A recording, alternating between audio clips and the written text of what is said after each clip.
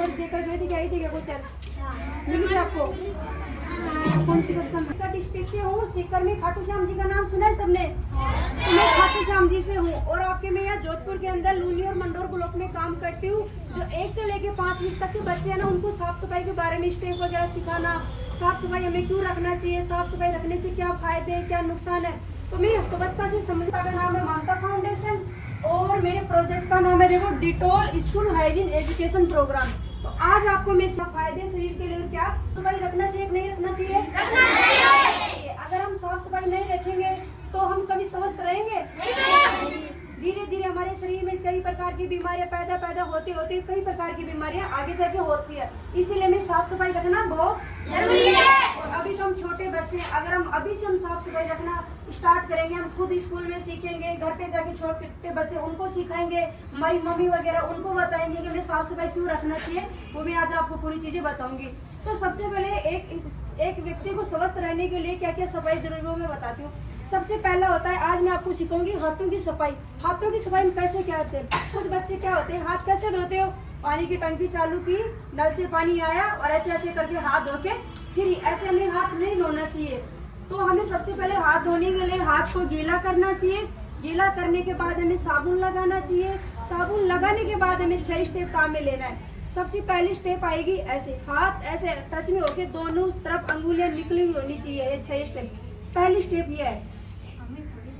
हमें हाथों को ऐसे रगड़ना अच्छे से, ये आएगी पहली स्टेप। फिर हंसो मत बेटा, ये कोई हंसने वाली चीज नहीं बता रही हूँ, हमारे शरीर के लिए सफाई के लिए बता रही हूँ कि हमें साफ सफाई क्यों रखना। ये स्टेप अच्छे से रगड़ना, ये वाले एक बार इस हाथ को रगड़ना और एक बार इस हाथ को। ये हो गई स्टेप नंबर 2।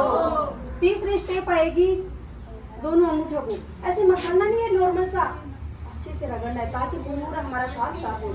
एक बार इस अंगूठे को और एक बार इस अंगूठे को। ये हो गई स्टेप नंबर 3। चौथी स्टेप आएगी, हमारे हाथों में हम होमवर्क वगैरह कुछ भी करते हैं, हमारी मुट्ठी बंद होती है तो हमारे हाथों पे यहाँ पसीना आता है कि नहीं आता है? तो हमें क्या करना है, हाथों की ऐसी मुट्ठी ऐसे करके दोनों हाथों को ऐसे रगड़ना है ताकि इस हाथ का कचरा तो इस नाखून की यहाँ से साफ और इस हाथ से यहाँ का ऐसे करना, ऐसे मसलना अच्छे से। ये हो गई स्टेप नंबर 4। 5वीं स्टेप आएगी, एक बार इस हथेली को अच्छे से रगड़ना है और एक बार इस हथेली को। ये हो गई स्टेप नंबर 5। लास्ट स्टेप आएगी हमारे पूरे यहाँ तक तो हमारी सड़क आती है, इससे आगे हमारे हाथों को पूरे हाथों पर में साबुन लगाना है। ये हो गई स्टेप नंबर 6। अब पहली स्टेप कौन सी बताई? नंबर पे वाली दोनों ऐसे नहीं, इसको किया 2 और इसको किया 3, दोनों सेम स्टेप है तो इसको स्टेप नंबर देंगे 2।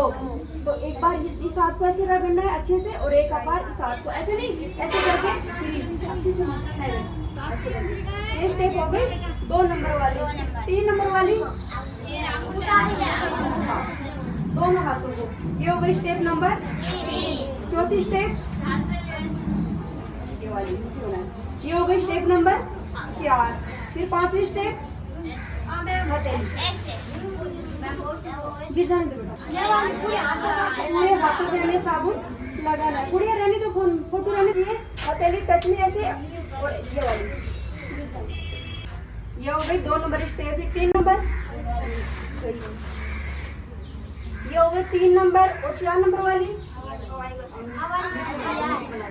स्टेप नंबर हो गई 4। फिर 5वीं स्टेप,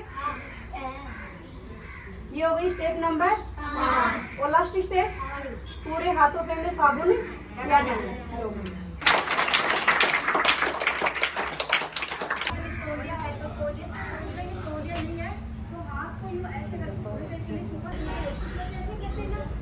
अपने कपड़ों को हमें ऐसा नहीं करना चाहिए, हाथ धोते हैं हाथ को थोड़ी देर के लिए ऐसे भटका के हो गए ना। अरे